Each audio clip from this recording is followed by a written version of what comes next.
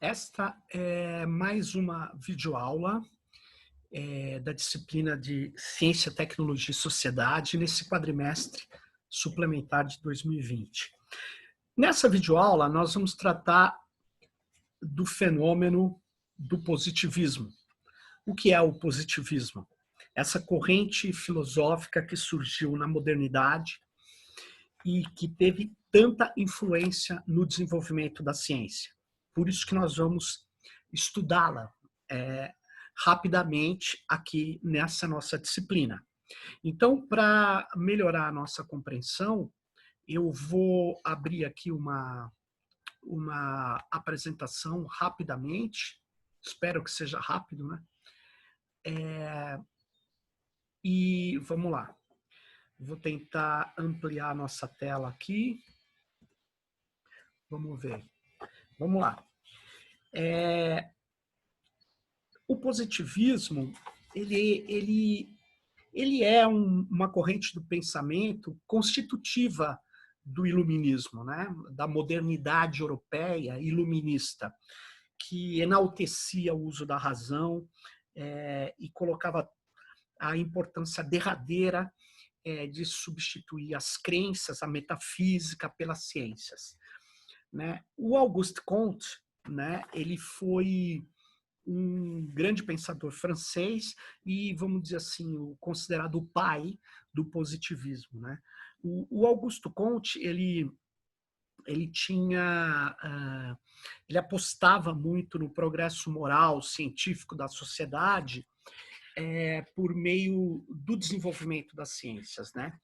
E ele achava que era preciso superar, né, o misticismo, o pensamento confuso, era preciso ter uma aposta muito grande na capacidade de construir, de aplicar razão na observação dos fatos, né? Ele tinha ele construiu uma hierarquia, vamos falar assim, de 7 grandes ciências, né?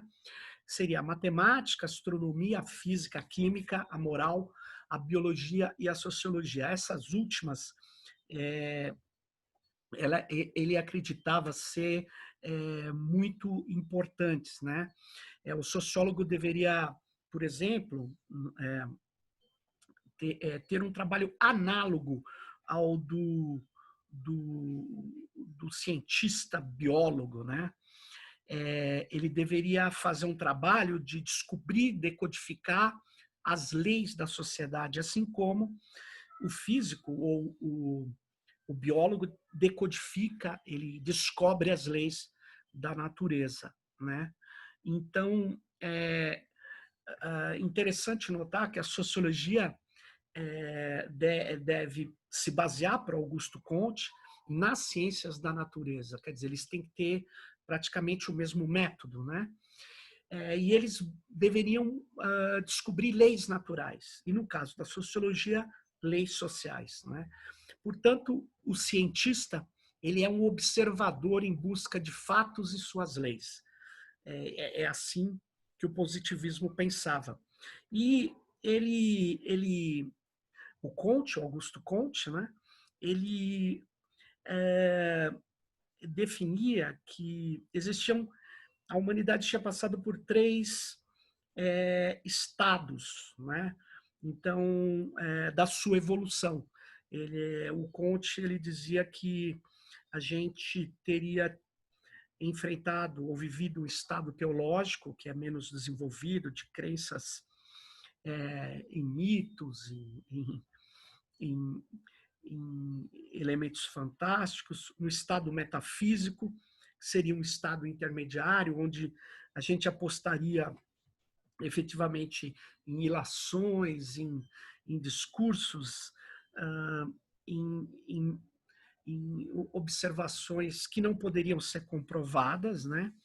E o último estágio, mais desenvolvido, seria o estado positivo, né? É nesse estado positivo, esse último e melhor, mais desenvolvido, é que ocorre, segundo Augusto Comte,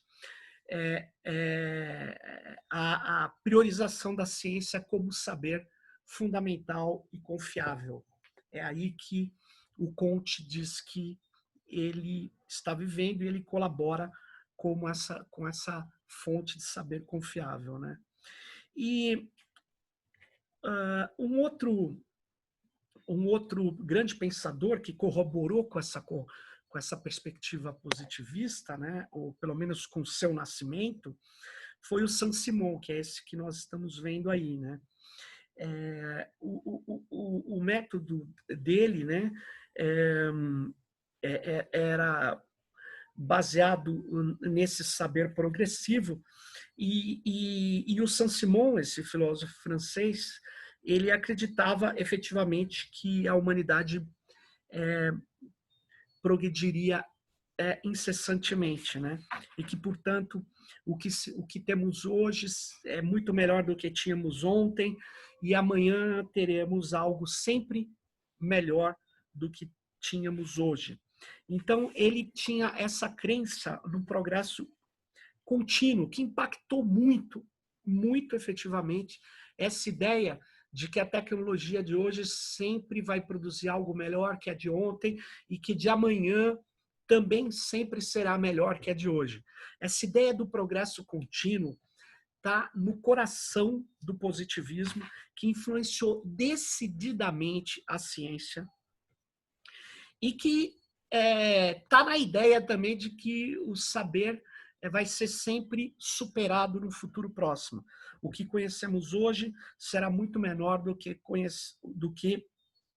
os cientistas conhecerão amanhã, né? Então, isso é uma crença, né? Isso é uma base do pensamento. Então, o pensamento positivista, ele nasce influenciado por esses grandes pensadores, Saint-Simon, Auguste Comte, né? E ele molda um jeito de como a ciência vai se desenvolver no século XIX, século XX também.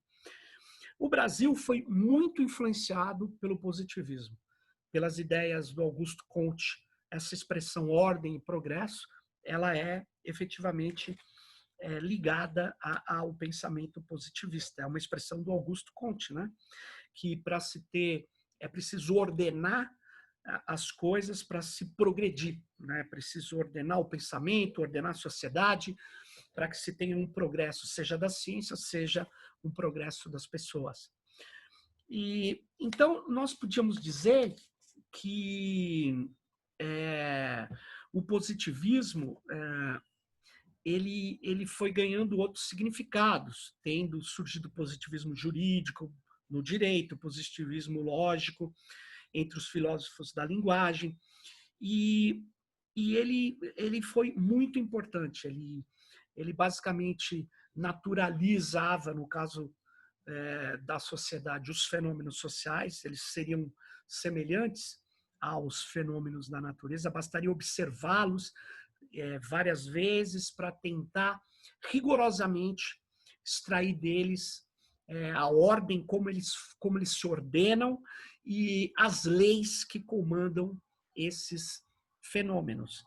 Então, a partir disso, o positivismo trabalha com a ideia de objetividade, de exatidão de uma observação científica, e isso acabou se mostrando efetivamente reducionista, né?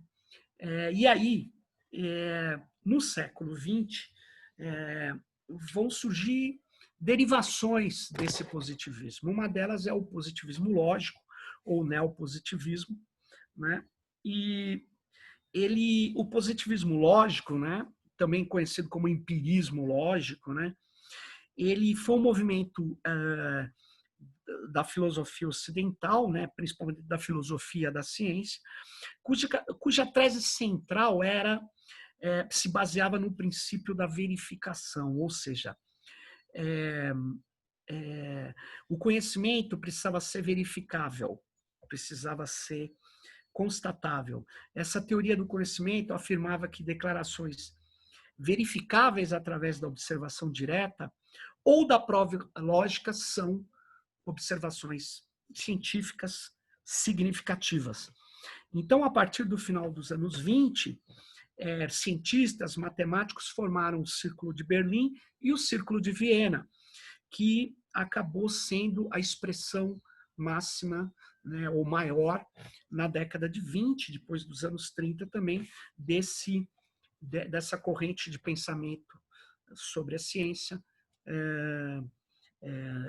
que é o positivismo lógico, né? E o que o positivismo lógico procurava ele tinha uma ambição, né, vamos dizer assim, evitar a confusão generalizada de linguagens pouco claras, afirmações não verificáveis. E ele também ele pensava que deveria haver uma base, uma estrutura para todas as ciências empíricas, né? Uma estrutura única sobre a qual todas as ciências deveriam ser organizadas, né? Deveriam executar seus métodos, suas técnicas. E o positivismo lógico, ele teve uma forte influência de um grande filósofo chamado Ludwig Wittgenstein. O Wittgenstein, ele é autor do Tratado Lógico-Filosóficos, que foi também conhecido como a grande virada linguística, né? A importância da linguística que a linguística passou a adquirir no pensamento ocidental. E ele inspirou também profundamente o Círculo de Viena e as suas doutrinas. Esse aí é a imagem do Wittgenstein, né? Esse é um pensador muito importante aí, não só para o positivismo lógico, para o século XX, efetivamente, né?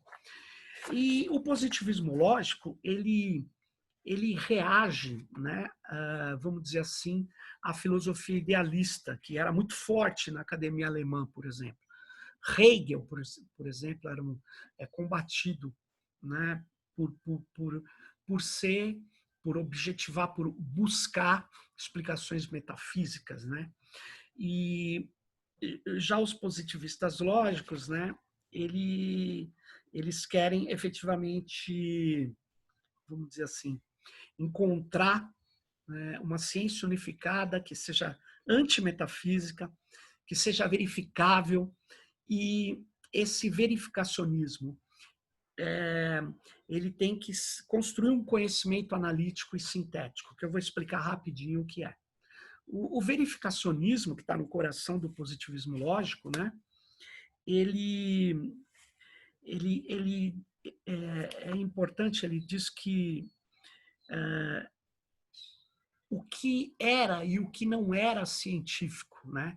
Ele é um procedimento para saber se a ciência, se aquilo é ou não científico, se aquela afirmação é ou não digna do tratamento científico, né? Então, é preciso construir um procedimento finito para determinar conclusivamente a verdade.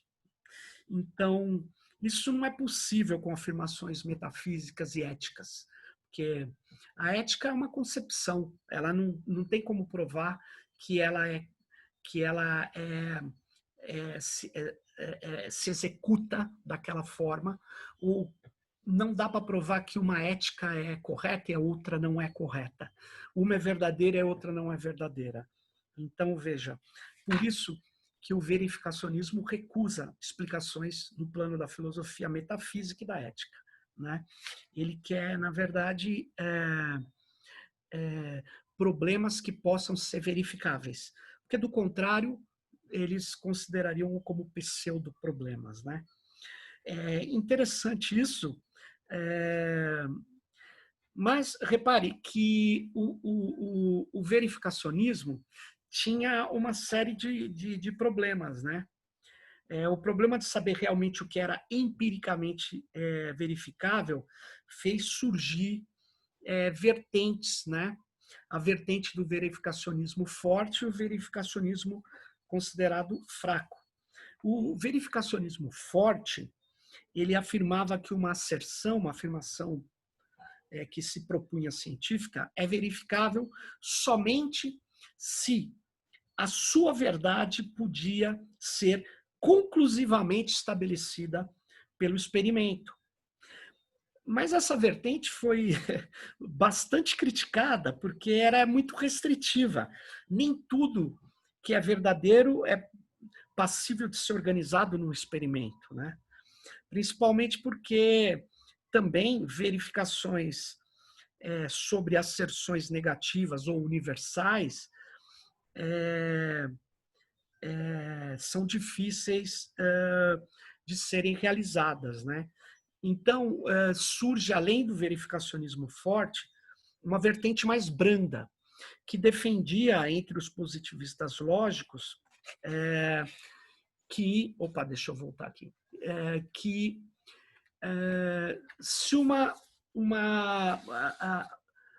se uma asserção era verificável, para ela ser verificável, era possível uma experiência de torná-la pelo menos provável, né? Então, você deveria ter uma probabilidade da existência dessa afirmação, portanto, ela poderia ser considerada verificável, né? Porque uma hora você consegue construir ou constituir essa experiência.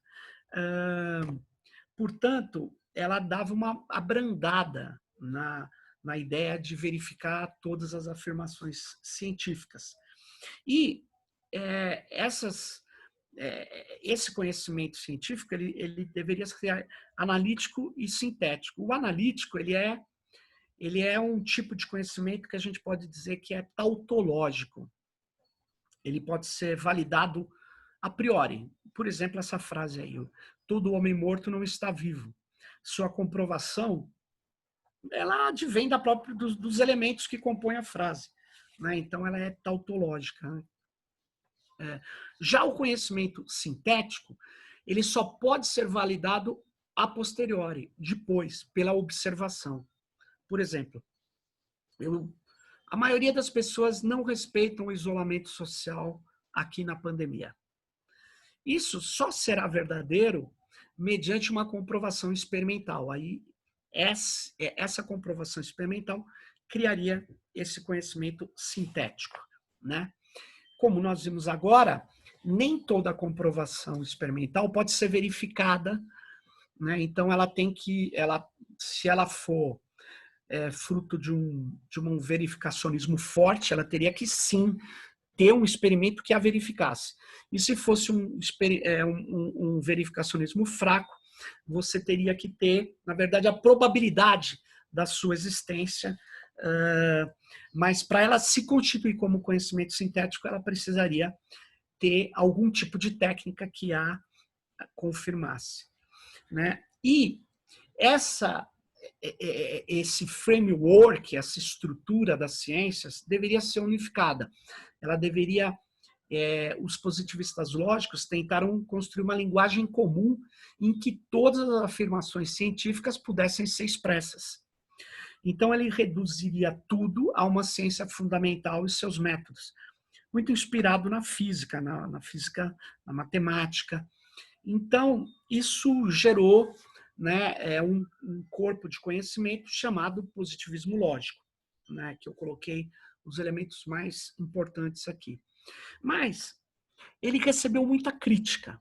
O próprio critério principal do positivismo lógico, para declarar se algo é ou não é científico, que é a verificabilidade, o próprio critério da verificabilidade não era verificável, portanto, não era consistente, né? Não se podia verificar se aquilo de fato era o que comprovadamente se colocaria como ciência.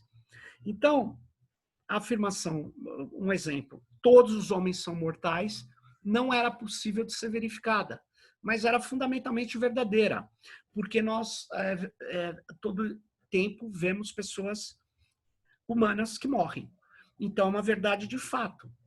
Mas afirmar essa proposição universal, ela não pode ser passível de ser confirmada, né? Então, por causa de limitações e de generalizações do positivismo lógico, de afirmações que buscam uma exatidão, uma verdade absoluta, é que a verificabilidade foi quebrada, foi enfraquecida. E aí, o que acaba acontecendo é que surge tentativas de melhorar o positivismo lógico, ou de críticas que buscariam ainda salvá-lo, e outras críticas, como nós vamos ver, do Karl Popper, do Thomas Kuhn, que são críticas que desmontam o positivismo lógico. E o positivismo também, que existiu no século XIX. O Karl Popper, né, ele é essa figura simpática que está aí.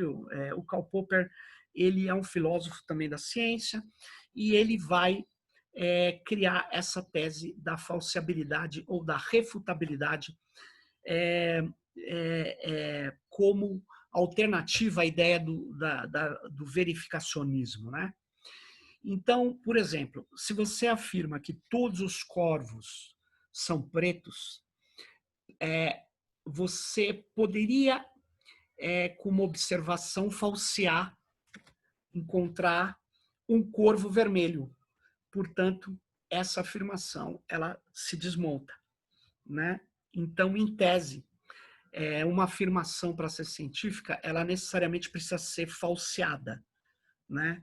É muito curioso essa observação do Popper, né? Para o Popper, o enunciado de interesse para os cientistas... Opa, eu saí aqui, peraí. O enunciado de interesse para os cientistas, ele é vamos dizer assim, um enunciado que ele tem que ser, ele categoriza todas as instâncias de alguma coisa, né? Então vamos lá. Ele, por exemplo, quando você fala assim, todos os cisnes são brancos, né? Que isso é clássico para o Popper. Na lógica, a gente chama esse enunciado de um enunciado universal. Eles são normalmente analisados da seguinte forma, né? Se todos os X, se X é um cisne, então X é branco. Ou seja, o Popper ele trabalha com essa ideia de que a ciência ela tem que ser uma ciência que não pode se basear no indutivismo ou simplesmente na indução, né?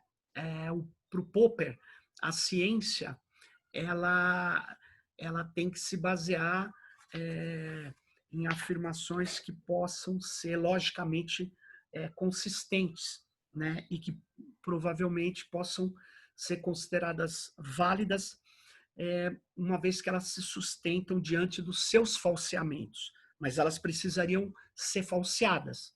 Então, este, por exemplo, é um cisne branco, ali tem outro cisne branco, logo todos os cisnes são brancos. Esse método ele é inválido pela lógica, porque sempre é possível que exista um cisne não branco, certo? Então, essa afirmação, essa técnica indutiva que organiza, por exemplo, as ciências sociais, ela não seria científica para o Karl Popper, né? Para o Popper, a ciência não poderia ser baseada na inferência. O Popper viu que, apesar de um enunciado, né, existencial singular como este cisne é branco, ele não poder ser usado para afirmar um enunciado universal, porque aí você faria a indução, né? Ele pode ser usado para mostrar que um determinado enunciado universal que se atingiu pela lógica é falso. Quando você fala, por exemplo, que todos os cisnes são brancos, e aí você encontra o cisne, vamos dizer assim, preto. Ele nega aquele enunciado universal.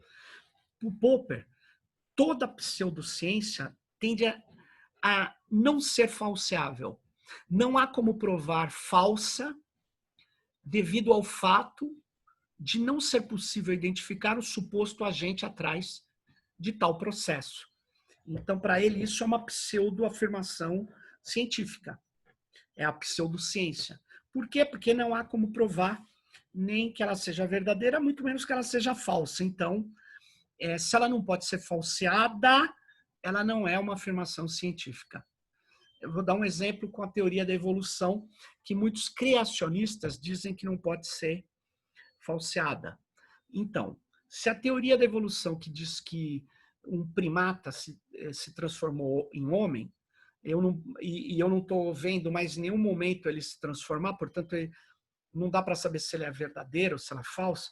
A teoria da evolução, por ela fazer predições sobre como é ou como são as evoluções, ou como serão as evoluções ou a evolução das espécies, ela pode ser posta a teste. Portanto, a biologia evolutiva é claramente falseável. E havendo falseabilidade da evolução, há legitimidade desta ciência confirmada na tese do Karl Popper.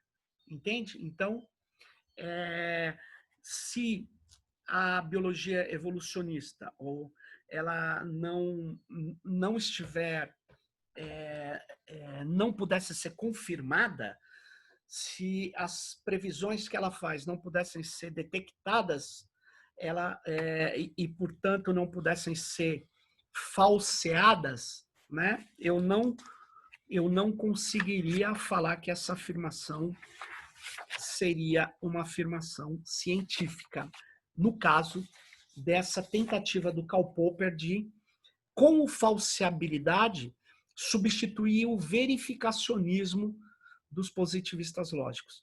Mas, na verdade, o Popper disse que as falhas do positivismo lógico, elas não se limitam ao verificacionismo. Portanto, para ele, o positivismo lógico não foi salvo pela tese da falseabilidade, para detectar se algo era científico ou não, e, portanto, o positivismo lógico estava ferido de morte, ou seja, ele não conseguiria se sustentar.